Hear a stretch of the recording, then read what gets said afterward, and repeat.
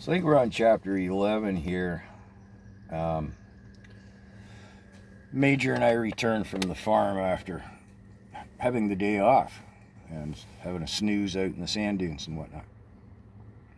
As I'm coming up the drive, I'm looking. We had quite a large front yard, big enough to play a game of Johnny Pop-Up 500 on. Like, you couldn't smash a home run, but it was big enough for a softball game. Like a pickup game. And it needed cut. Mother insisted I keep the yard every bit as nice as she kept the house. And the front yard had been cut, but Mom hadn't cut it, because she would on occasion, if she felt so inclined and wanted the exercise. But I could tell Mom made a good cut, not a ragged cut. As I proceed up the drive, I can see, somebody's cut the grass under the maple trees. We never cut it there because it was shaded all the time and cars parked there. And beside the house, it's been cut. Well, Mom wouldn't, on the rare occasion she cuts the grass, she just does the front yard, makes a good job of it, and I get heck at dinner time.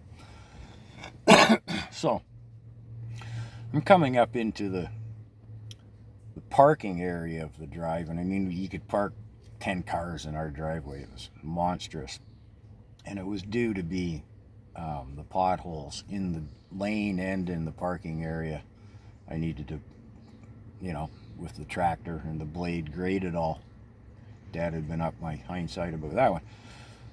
Well, I can see the potholes in the parking area have been raked up. The grass around the side and the back of the house have been cut, but again, poorly. I just leave Major. I just take his bridle off and leave him in the yard. He can stay in the yard. He can go in the barn. He can go out into the fields. He can do whatever he wants, right? I go in the barn. The barn's as neat as a pin. The stalls have been done. The dirt floor's been swept up. Whoa, okay. Must have been the girls, right? And what else could it be? So I go into the house. It's pushing dinner time. 6 o'clock. You were there by 10-2, or, bear the wrath of Mother. No one wanted that. So I'm washing up, and Mom says, well, what was going on today? I never saw you come in for lunch at noon. I mean, I was on my own, had been for years earlier. To not be around at noon, or not to be, my timing with her is such that our paths cross, nothing terribly unusual there. She said, but the girls were flying around. Rhonda was coming around the side of the house on the little hill there. The lawnmower was catching air. She was running with it. Cindy's out raking the drive, and Lori's flying back and forth. What did you have, and where were you? So I explained what had happened, and Mother's like, oh, well. She kind of looks at me. I said, maybe I should pull rank on the girls more often. I got a day off and got probably more work done than I would have on my own.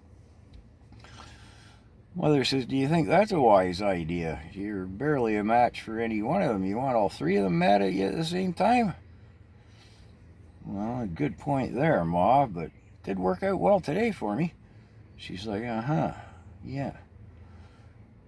Dad comes in 5 to 6, like every night, right?